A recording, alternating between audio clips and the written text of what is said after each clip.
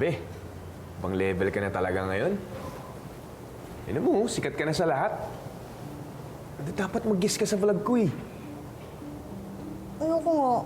Mamaya pagtripan mo lang ako dun eh. Ano ka ba? Hindi. Promise.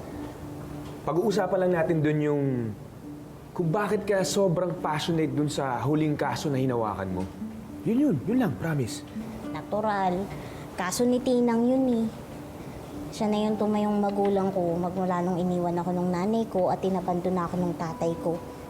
Kaya importante sa akin yung kasong yun. O sige, dapat pag nag-guest ka dun sa vlog ko, dapat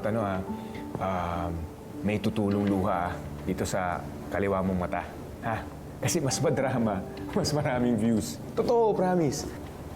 Sira ka talaga. Congratulations!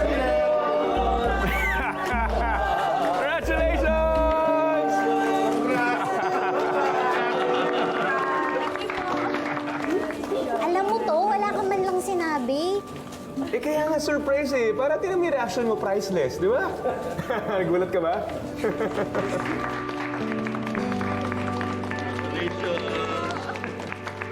Dahil flowers.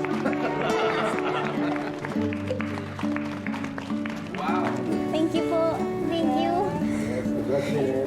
Congratulations, Attorney Matias. It looks like you redeemed yourself very well.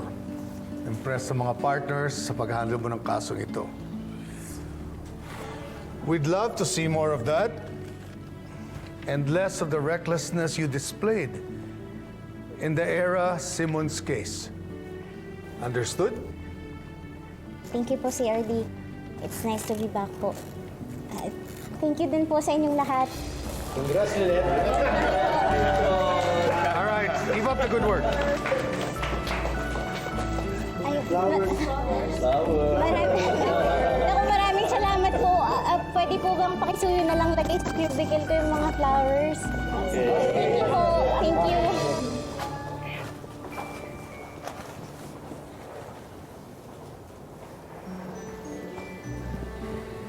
Di ba sabi mo, inabandona ka ng nanay at tatay mo noong bata ka pa? Magsisisi sila na pinabayaan ka nila noon. Kasi tinag mo, sobrang hinahangaan at pinupuri ka na ngayon.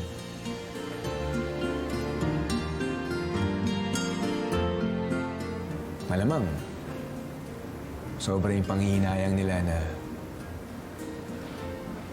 pinabayaan at binaliwala ka nila noon.